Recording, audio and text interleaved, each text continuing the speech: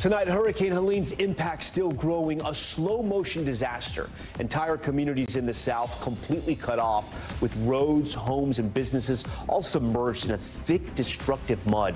Millions across the region still in the dark with no power, no clean water, and no answers. Tonight, we'll speak live with a couple who escaped from the roof of their flooded home by kayak, returning to the wreckage days later to find nearly everything they own gone. Also tonight, ready to attack Iran? Israel promising swift retaliation after Iran launched nearly 200 missiles at the country overnight. All this as the Israeli military ramps up their ground operation in Lebanon.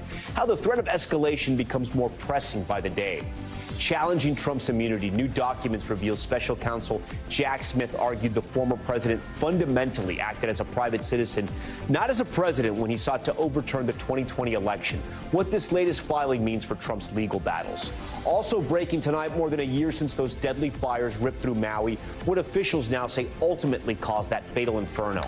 Parents turn in teens, a group of thieving teenagers caught on camera ransacking convenience stores in Los Angeles, then brought to the police station by their own parents. How mom and dad teamed up with police to stop these flash mob robberies. Meet Mexico's first female president, the first woman to lead the nation, sworn into office, her plans and promises for this new era.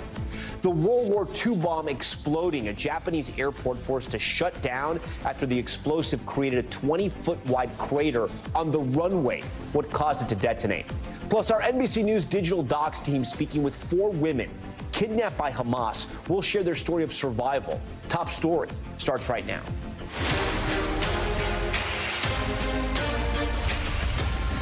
And good evening, I'm Tom Llamas. Tonight, communities across the South still reeling from Hurricane Helene's devastating hit as entire towns remain isolated and desperate for help. This new drone video, take a look. It shows the town of Swannanoa, North Carolina, completely covered in layers of thick mud. A similar scene also playing out in neighborhoods throughout the state. Cars lodged in homes, power lines crumbled, and roads washed away. Residents there attempting to clean up the destruction and salvage what they can. The National Guard deployed as rescue and recovery efforts are still underway across much of the southeast region.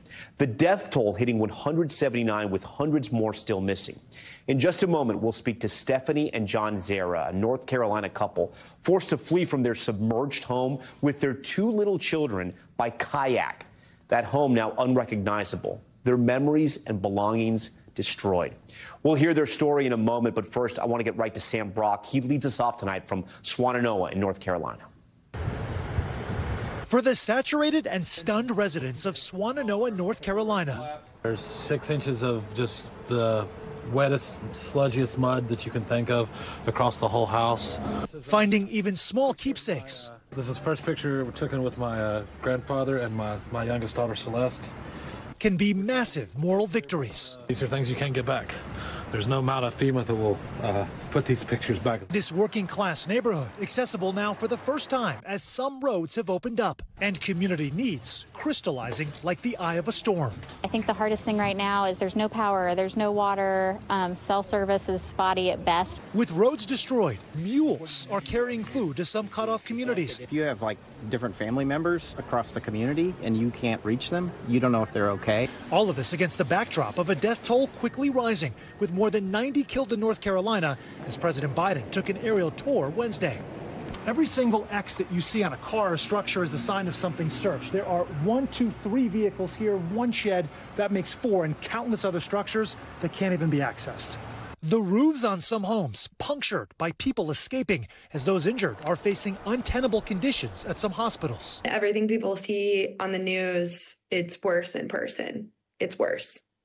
Hannah Drummond works at Mission Hospital in Asheville, where she says 200 patients have been placed in an ER meant for 100. They ran out of food for us on Saturday, so the patients and the staff in the ER weren't eating.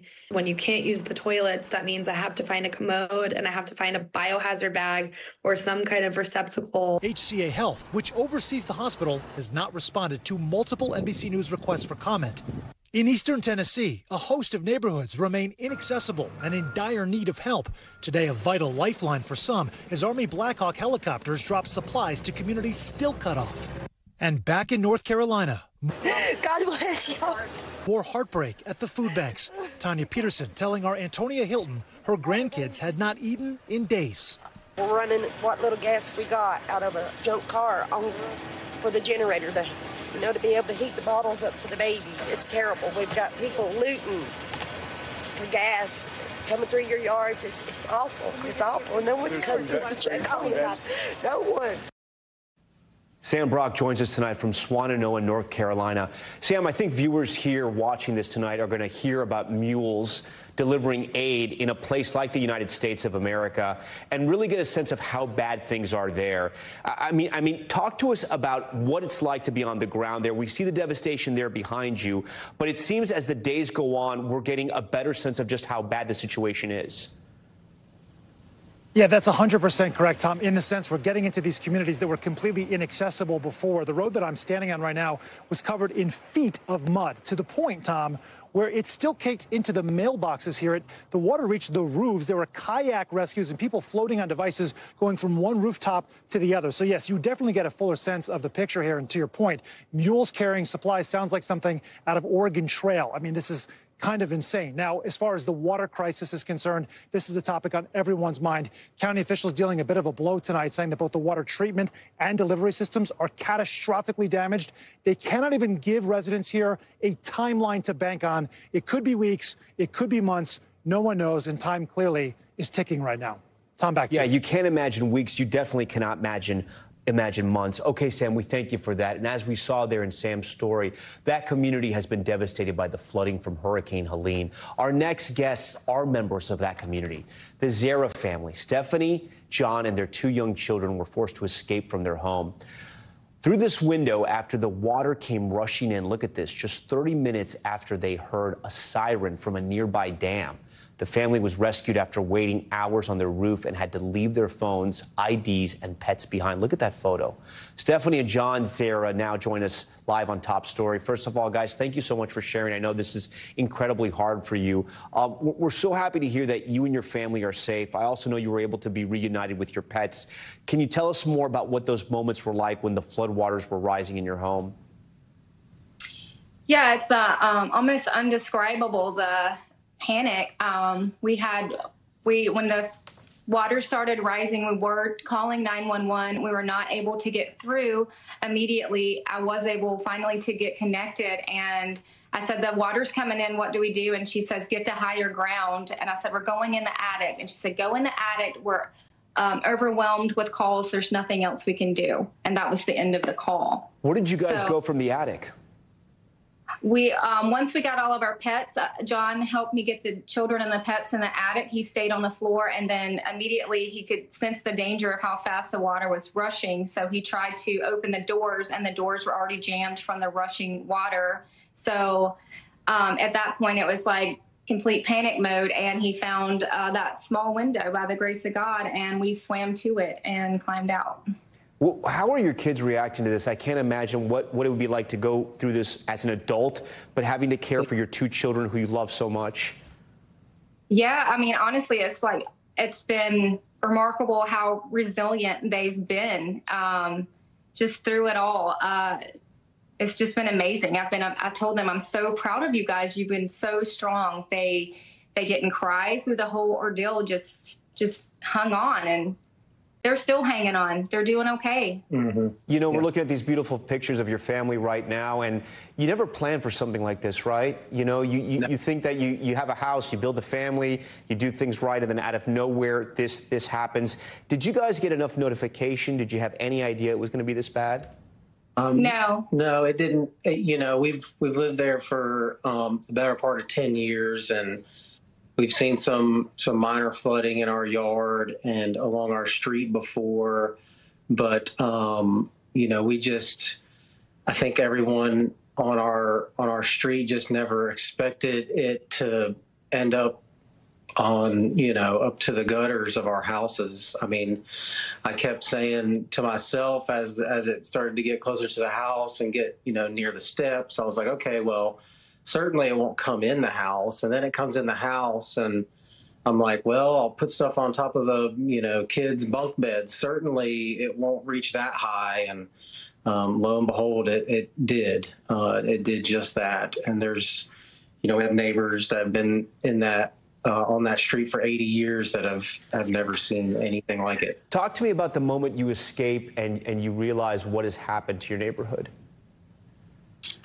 Well, when we got rescued, we were completely cut off, and it was just, survivor mode at that point. We made it to the shelter at the church, and we got bused to the ag center. So we were completely cut off and did not understand the amount of damage, and we're still grasping that. It's obviously still coming in. We're still learning of the devastation, and it's just, our town has completely been wiped out. It was tough because there was, no cell service. We didn't have our phones, but even those that did have phones, it was impossible to make contact to even let families know that we were okay or we weren't okay or where we were going. So the unknown part of, that first 48 hours was probably the toughest. And, we lost our business that we run out of our home. And we just recently found out that because of a lack of flood insurance, like so many folks on our street and across America that don't have flood insurance, we've, gotten denied insurance coverage. So now we're kind of navigating, what FEMA can do to help. And, it's kind of hard to know what to do next, really. So you're telling me, and we've seen the way your house looks, you essentially aren't insured when it comes to this?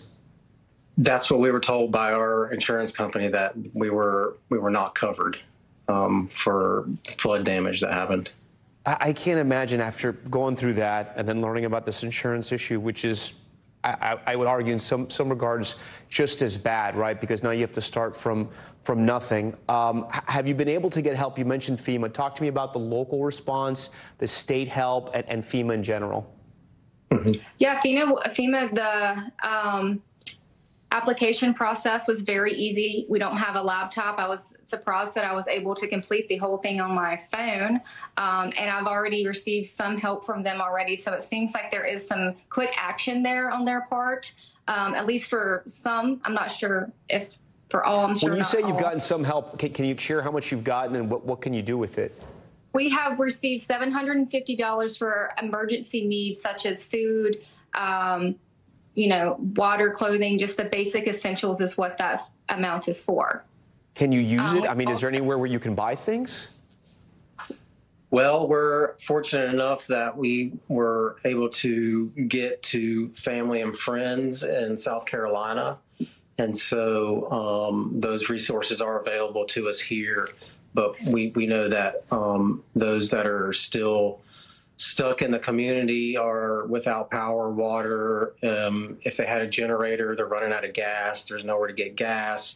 Cell phone coverage is still really spotty. And, it just seems like there's been a bit of a dragging of the feet on the federal level to get folks in to not only rescue people that are in these rural areas, but to provide those basic necessities that folks need to survive. Really, a lot of people have been dependent on the community to help give out water and clear roads and things of that nature. Were you were you guys able to salvage anything from your home, or are you going to have to completely rebuild? It seems like a complete rebuild. All those houses in that shot where you kind of see the roofs peeking out are in the 100-year-old range. So, this kind of thing is pretty devastating to a house of that age. That's all we've got. So, we have to, it feels like we have no choice. John and Stephanie, I know you guys got to be strong for your kids. What are you telling each other at night? We have each other. Yeah, we're here and we're alive, and we have been very thankful for friends, family, and community have come together to help, donate to a GoFundMe that her sister started, and folks that are just like bringing us diapers and wipes and clothes for the kids and clothes for us and those, kind of like basic necessities that we need to, start the process of, rebuilding and trying to figure out what normal is. All the schools are closed, so the routine of school for the kids is disrupted. And there's a lot to think about when something like this happens. You seem sort of I don't want to say calm, but very measured about all this, which is admirable, and that is pretty incredible considering what you went through. Is there any disappointment or anger about anything before the storm? Do you wish you would have known more, or is it one of these freak incidents that took everyone by surprise? Yeah, I think everybody's caught off guard, including local officials, and I don't think anybody could have known how bad it was going to be. Once they released that water from the dam, it was, up and in our house and to the ceiling of the home, probably in less than an hour. So it happened very quickly. And in our particular situation, long before that even happened, our road was so flooded that if we wanted to leave, it was not going to be a passable road. We would probably have ended up stalled in a trapped vehicle, essentially. I'm sorry this has happened to you. I hope you guys get some relief in some way. I'm glad you're able to get your family out and you guys are okay, because you're right. The most important thing survived out of that storm and that flood. Yes. Yeah. Thank you for joining us. All right, we do have to turn now to our other major headline, the escalating war in the Middle East. Israel vowing retaliation after Iran launched nearly 200 missiles last night. It comes as the ground war between Israeli forces and Hezbollah is intensifying in Lebanon. Richard Engel is on the ground for us tonight with the latest. After Iran's most intense strike ever against Israel, raining down almost 200 ballistic missiles, nearly all of them shot down, including by interceptors from a U.S. destroyer. American and Israeli officials tell NBC News Israel is tonight preparing its response. A senior Israeli official says the response will come swiftly. While in Israel today, no fatalities, but they were assessing the damage, including from an Iranian strike on a school, visited by NBC's Erin McLaughlin. This is what remains of one of the classrooms. They say the missile struck just over this way and then blasted into the side of the school. Israeli officials say no one was injured, but this could have been so much worse. Israeli Prime Minister Benjamin Netanyahu today said Israel's fight is not just with Iran, but its network of militias across the Middle East. We are in the middle of a tough war against Iran's axis of evil, which seeks to destroy us, he said. President Biden today said he supports Israel's right to retaliate, but said it must be proportionate and that he would not support an attack on Iranian nuclear sites. There are things that have to be done. And it's obviously Iran has gone way it's way off port. The administration is seeking to avoid a regional war, but that ship may have left port too. Israel's war here in Lebanon is escalating. After initially holding back, apparently to assess Israel's strength, Hezbollah is now engaging Israeli troops directly in close combat as towns and cities are emptying out. As the Israeli military released images today of what it says are Israeli troops operating inside Lebanon, it also announced its first casualties. At least 8 soldiers killed. Richard Engel joins us tonight from Tyre in Lebanon. Richard, our viewers may remember this is not the first time during this conflict that Israel and Iran have exchanged missiles. Do we have any idea what the Israeli response may look like? And may it look like the last time where they essentially fired off a drone or a rocket and essentially they stopped? It's unlikely that it is going to look like it did last time. So in April, it was the first time ever that Israel received fire directly from Iran, and Israel, under a lot of pressure from the Biden administration and other countries, responded in a more or less a symbolic way, carrying out a strike, but proving to Iran that it could get through its defense systems, that it could carry out an attack that was undetected. But the attack in April by Iran was much less severe. It was much more telegraphed. It began with drones, meaning that it took hours for the drones to leave Iran, cross half the world, fly 1,000 miles, get to Israel, giving the United States, Israel, plenty of time to see what was going on and respond. There were some ballistic missiles, but they came in the later stages of the attack. This was much more severe. About 200 ballistic missiles fired with little or no warning. The only warning the U.S. got was because the U.S. detected it. Iran didn't inform the U.S. or Israel ahead of time, which it effectively did by firing the drones last time. So it seems that the Israeli attack, from what we're hearing from U.S. officials, from Israeli officials, could be quite severe. It would only be speculation, really, to talk about the types of targets. But President Biden did suggest one thing that he does not want to see hit, which are those nuclear sites. Richard Engel for us tonight in Lebanon. Richard, please take care in there. As the war in the Middle East escalates, Iran's leader traveling to Qatar in an effort to build up support in the region. Top leaders of Hamas, which are backed by Iran, are there tonight as well. One of its top leaders sat down with our NBC chief international correspondent, Keir Simmons, who pressed him on the group's contact with Iran, the status of its leaders, and where hostage negotiations stand. Less than 24 hours after Iran attacked Israel, the Iranian president touched down here in Qatar on a diplomatic drive to win international support as the conflict between the two nations escalates. The Iran-backed militia that lit the fuse for Israel's war in Gaza and this broader conflict is also here. Iran said last night's strike was in part retribution for the killing of a Hamas leader. But Iran waited 2 months, only responding after more assassinations. So today, we asked a senior Hamas official whether his group feels isolated. Iran finally last night launched less than 200 missiles. Are you disappointed by the support or reaction that you've seen from Iran? It is a war crime to assassinate the top negotiator of Hamas, regardless in Tehran, in Beirut. It is their decision how to do it, operational decision, logistical decision, how to do it. I mean, would you expect it? More support from Iran? Look, we are expecting support not only from the Iranians, we are expecting some support from anyone in the region. Will the Iranians meet with Hamas while in the country, we asked? Still, I have no idea about any arrangements.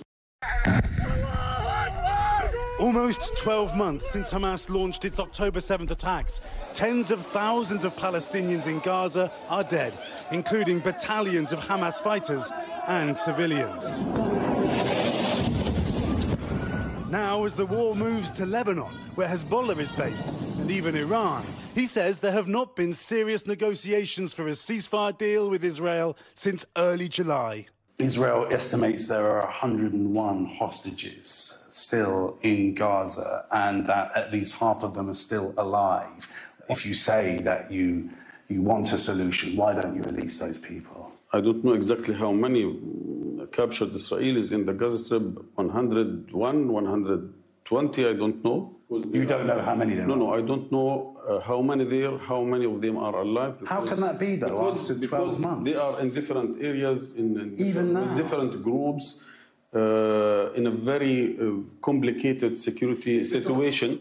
I have to respect my own people and to say that at the time we have 100 or 120 captured Israelis, we have thousands of Palestinians who were kidnapped from their houses in the Gaza Strip by Israeli soldiers. They are living in Sidi Tuman or other Israeli jails in a very inhuman conditions. Many of the men who lead Hamas and Hezbollah, both groups supported by Iran, are dead. Yet amid the terrible bloodshed, Hamas still believes it is winning. There were reports last month that its leader, Yahya Sinwar, the brains behind October 7th, was dead. Not true, he says. Is Yahya Sinwar still alive? Sure. When was the last time Hamas here in Qatar communicated with him? We are communicating with our leadership generally regularly. I cannot now say when exactly with whom, but he's alive, but he can't communicate because he'd be killed. What I know that he is still alive. He is still in control. He is still communicating with his people on the ground. He's still communicating with the leadership outside. Was October 7th a strategic mistake? For us, after 1 year after October 7th, we consider October 7th as a strategic achievement. Achievement? Yes, yes. Keir Simmons joins us tonight from Doha. So, Keir, Hamas is acknowledging that they don't know how many hostages are alive. That's got to be so troubling to the families, hoping to see their loved ones once again.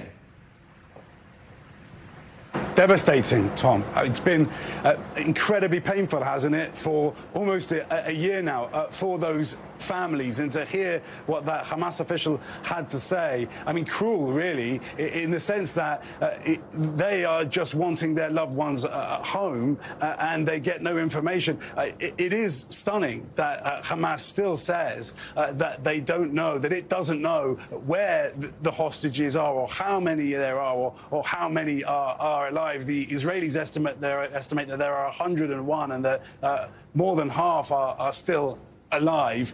But the reality is that after almost 12 months, we simply do not know. And then, Keir, you know, Hamas didn't give us concrete proof that Yahya Sinwar is still alive and in control. Why should we believe anything that person said during that interview?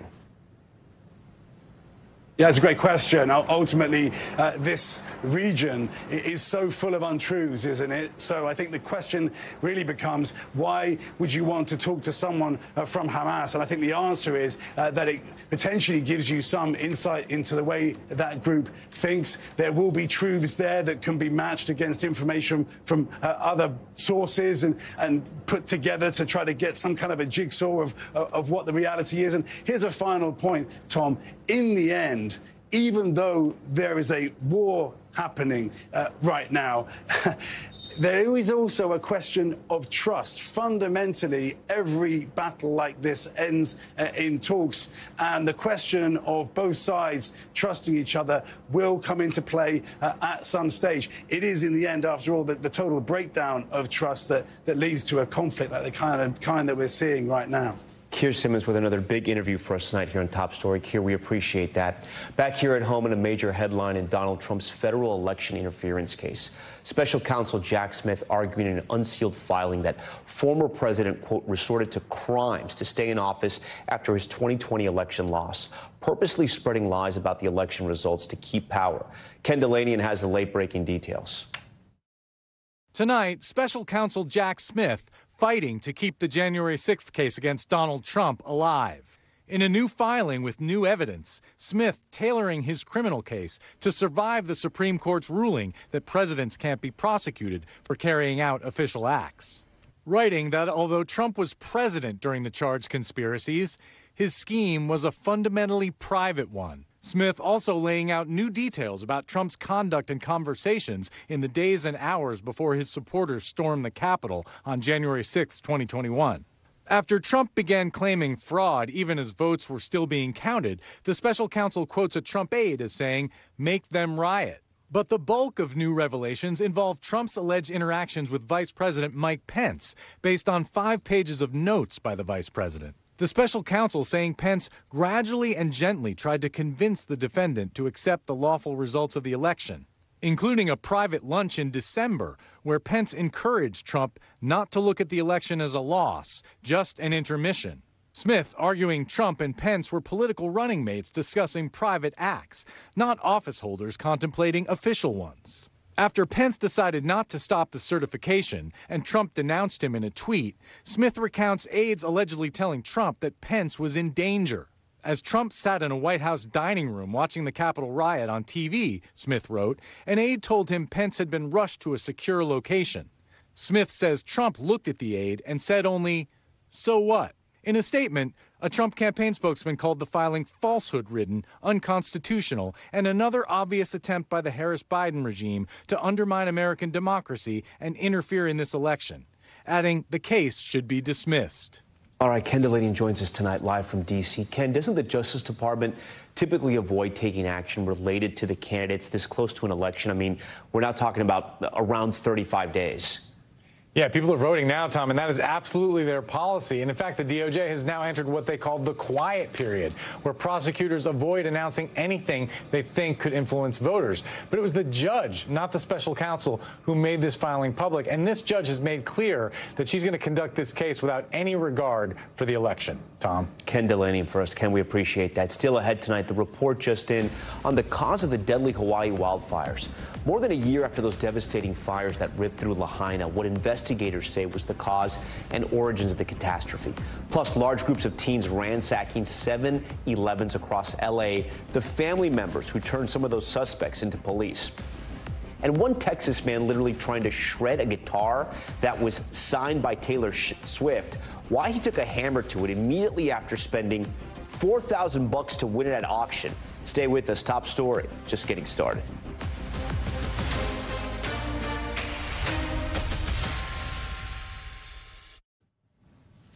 We're back down with a new angle in the fight against retail crime in California, and maybe one you haven't heard about.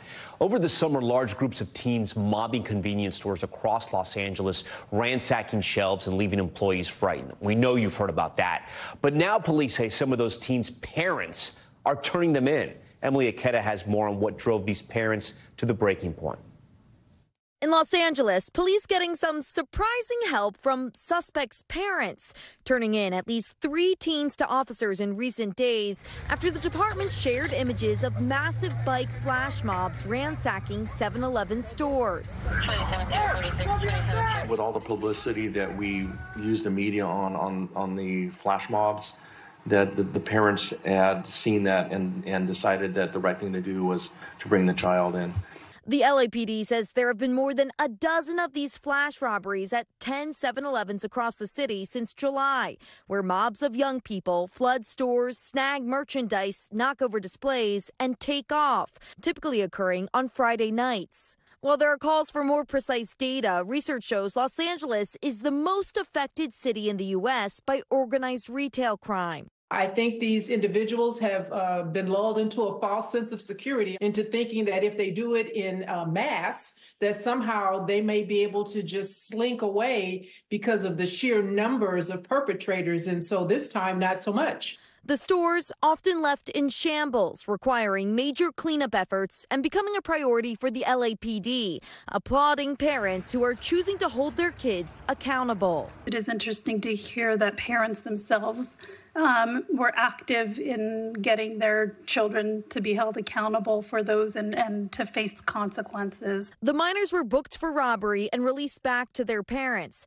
When you engage in foolishness, you play stupid games and you win stupid prizes. And so I'm glad that these parents are modeling and teaching their children that every choice has a consequence. And hopefully this will deter these young people from doing it if they've done it before and the parents just didn't know. All right, Emily Aketa joins us now in studio. So, Emily, what else is the LAPD doing to sort of get these robberies, which are very high profile because we watch them all the time on the news? How do they get them under control? So I mentioned those several arrests, but police actually believe there were something like 20 to 40 young people that had been involved in this string of robberies over the last number of months. And they believe that some of those people weren't even from the area of the crime. So they're getting in touch with school resource officers, school districts across the region, and they're also putting out an ask to the public to bring forward any kind of information. They've already received a number of anonymous tips. And as we've seen, we know some of those tips, critical tips, could be coming from the families of the suspects themselves. All right, Emily Aketa for us. Interesting story there, Emily. Thank you. When we come back, we're going to have much more tonight. An important health alert. Researchers finding breast cancer rates are on the rise, with one group seeing a 50% increase in cases over the last couple of decades. What you need to know next.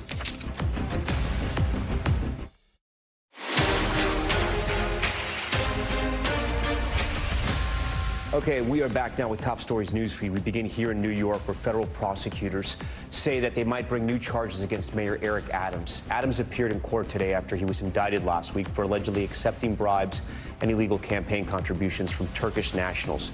Federal prosecutors say the new charges could come from several related investigations, and that it's likely additional defendants will be charged. Adams has pleaded not guilty to all those charges. New research shows breast cancer rates are on the rise. The American Cancer Society says new cases rose by 1% from 2012 to 2021, with a steeper increase in women younger than 50 and a 50% increase in Asian American and Pacific Islander women of all ages over the last 20 years. Deaths from breast cancer rates, though, continue to drop, which is good news with advances in diagnosis and treatment.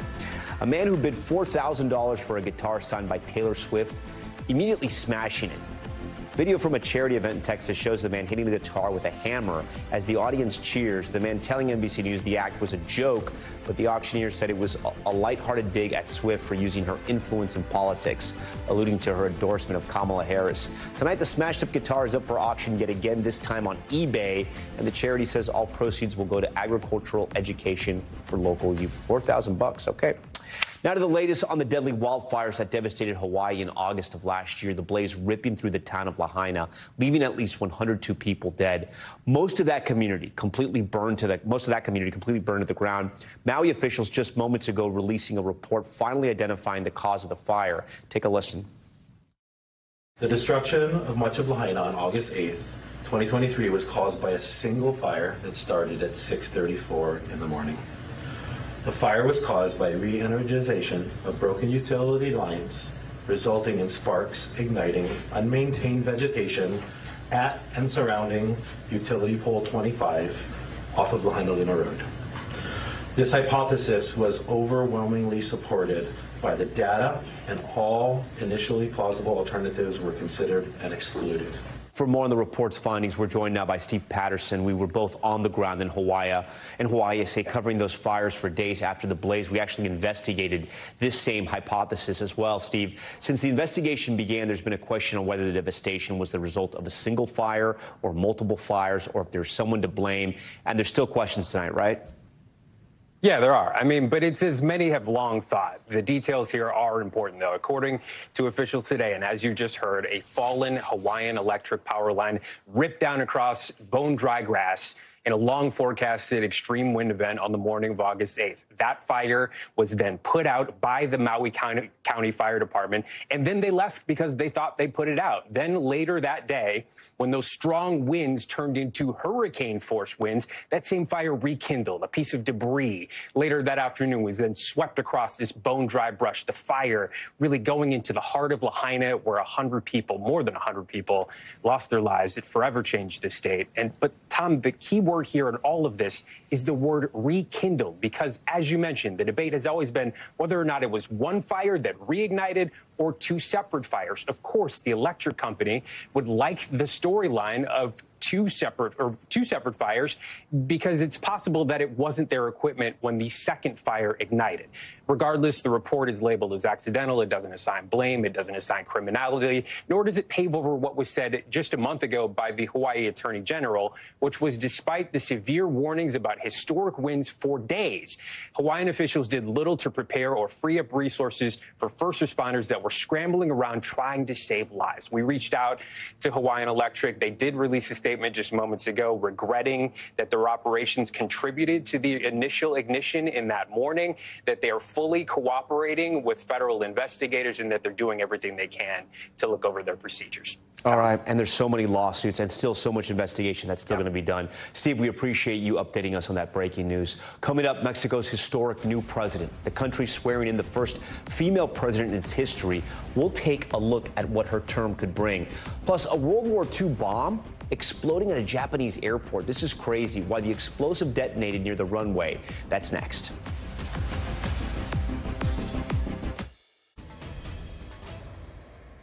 Back now with the Americas in the beginning of Mexico's historic new presidency, as Claudia Sheinbaum is sworn in as the first female president in the nation's history. The country's new leader promising to promote women's rights and fight ongoing violence, but she has her work set out for her as she inherits a country riddled with economic hardship.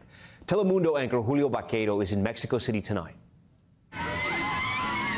A historic new era in Mexico, as Claudia Sheinbaum was sworn in as the nation's first female president.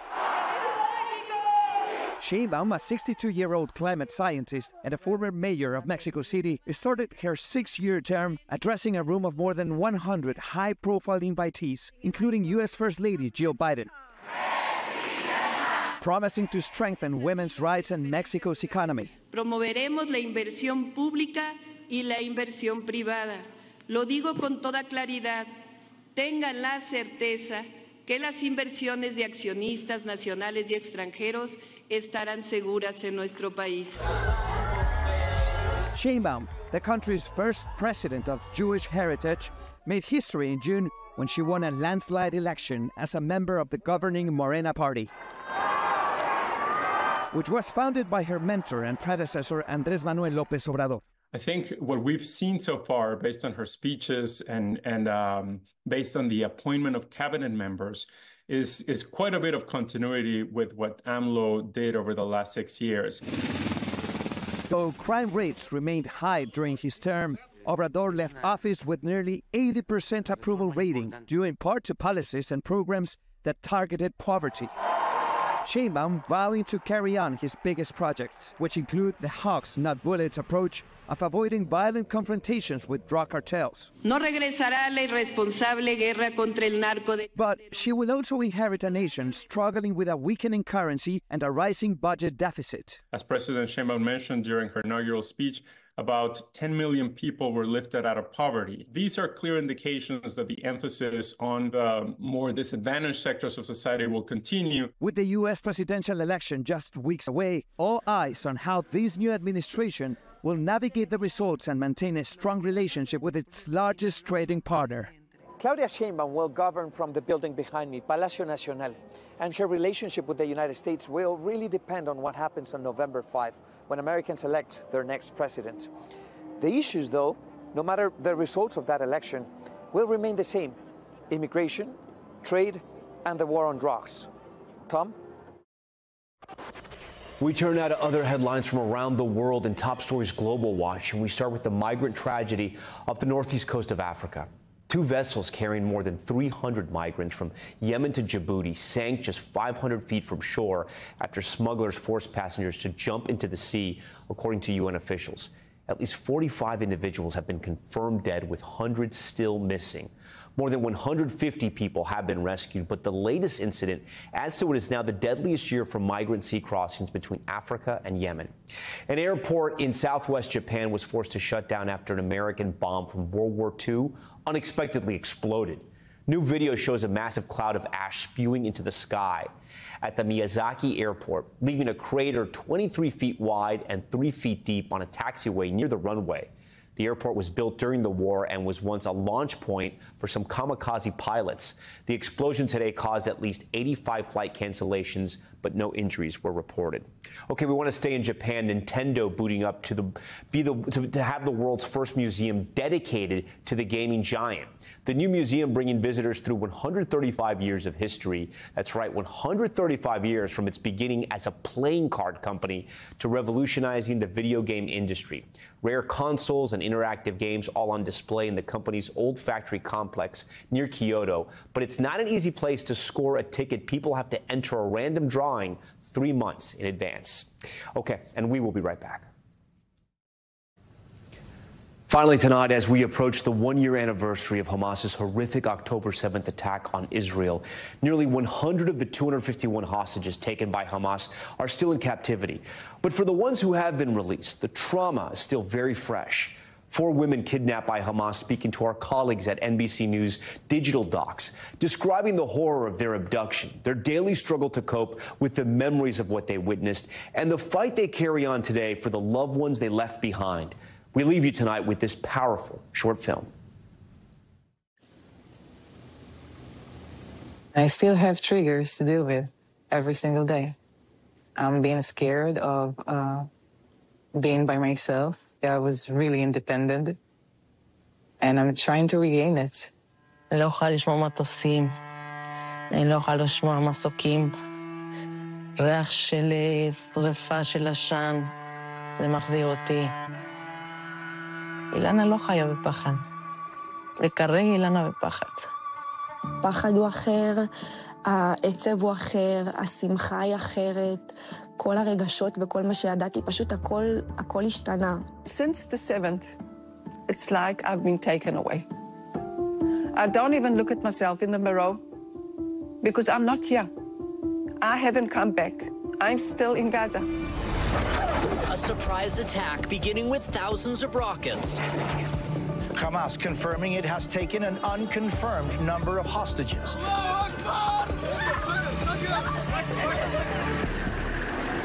The first group of 24 hostages released by Hamas after a fragile ceasefire. I was in a complete shock for weeks before I really understood that I came back. There is joy and relief across Israel tonight. 4 hostages who were kidnapped by Hamas 245 days ago are now free. Public anger in Israel spiraling after the killing of these 6 young hostages. Hundreds of thousands demanding that the Netanyahu government accept a deal to bring the remaining hostages home. I was in Gaza for 51 days. I was in captivity for 54 days. הוחזקתי בשבי 51 ימים. הייתי 55 ימים בשבי החמאס. 6 a.m. in the morning, one of the most peaceful and beautiful moments that we had in the festival. And we had this beautiful sunrise, and then the chaos began. We got an order to hide in the trees. And then I made my biggest mistake because I didn't see anybody and I didn't hear anybody. So I screamed so loud, help, and I called to the army. And then the wrong group heard me. It was crazy. Entering the first house, realizing that you were in Gaza, realizing that this is not a dream, this is reality. נחטפתי לעזה ביחד עם אמא שלי ושני האחים הקטנים שלי. אבא שלי ואחותי נרצחו. הכל קרה כל כך מהר, ומחיים רגילים וטובים ובטוחים שהיו לי, פתאום אני במנהרה בעזה. In the tunnels, I had to struggle to breathe because there was no oxygen. You just feel so weak. You can't even hold your body. You can't talk. And you just want to concentrate, taking another breath. Every day, they stop to stare at us for minutes, and you don't know why or what they're planning. את הרולט הרוסי, לראות מה יקרה איתך, או שתרצחי, או שינסו, או שירביצו לך, או שתשתחררי.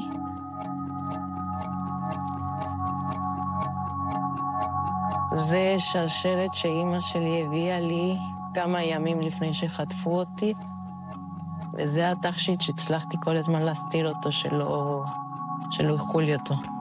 פשוט כל הזמן החזקתי אותו שייתן לי כוח.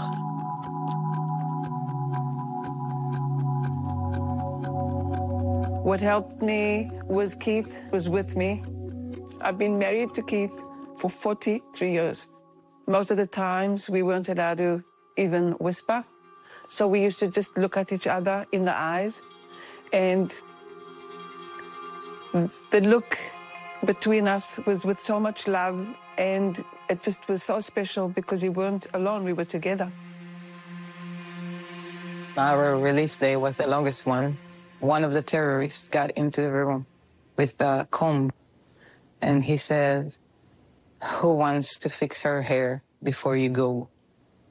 And I remember I took that comb, and it had a little mirror, really dirty one, behind the door.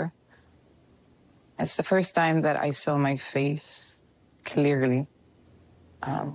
I saw my face maybe twice during the entire captivity.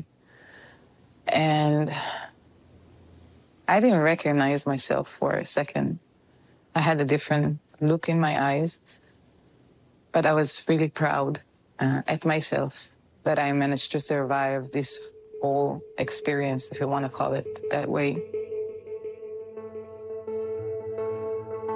אז כן, בוא נגיד שהיום אני עושה יותר דברים שלא הייתי עושה פעם מאשר מה שהייתי עושה פעם. אני לא הייתי הולכת להפגנות לפני 7 לאוקטובר. לא הייתי צריכה לעשות נשימות, כי כל 2 דקות יש לך איזה התקף חרדה או איזה משהו שמזכיר אותך את השבי. אני לא הייתי פוגשת אנשים מהממשלה, וכל מה שהייתי עושה פעם, אני כבר לא עושה. פרלופה, שזה המקצוע שלי. אני קונדיטורית. היום אני כבר לא מסוגלת כרגע להתעסק בזה. בן זוגי מתן צנגאוקה עדיין מוחזק בשבי החמאס. למה אני כן השתחררתי והם לא? למה אני כן יכולה לחבק את אמא שלי והם לא? זה דברים הבסיסיים. למה אני יכולה לדבר מתי שאני רוצה והם לא? למה אני צריכה להרגיש שאני חופשייה והם לא?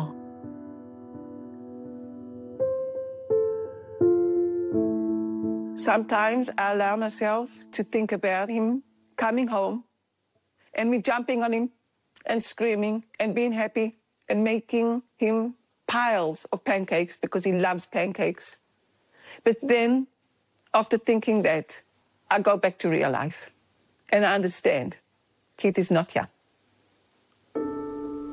I miss those moments of feeling free, to feel happy. In the evenings, those are the times that I allow myself just to cry. Cry, because nobody's going to look at me and say, poor thing, she's sad again. Or bring me a tissue. I don't want anybody to bring me a tissue. I just want to feel. Ceasefire now! Hostage deal now! Ceasefire now!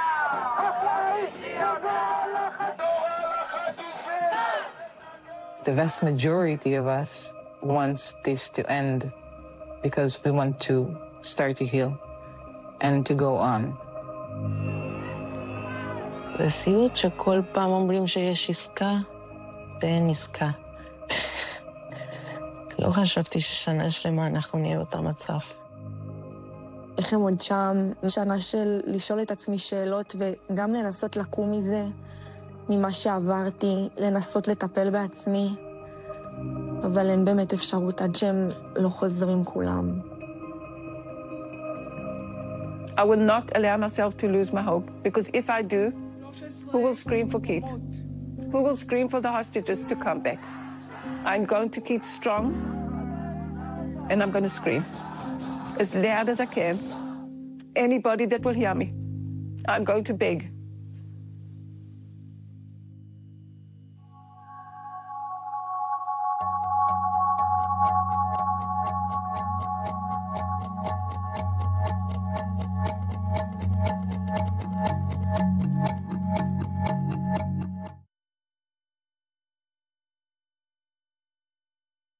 Thanks for watching. Stay updated about breaking news and top stories on the NBC News app or follow us on social media.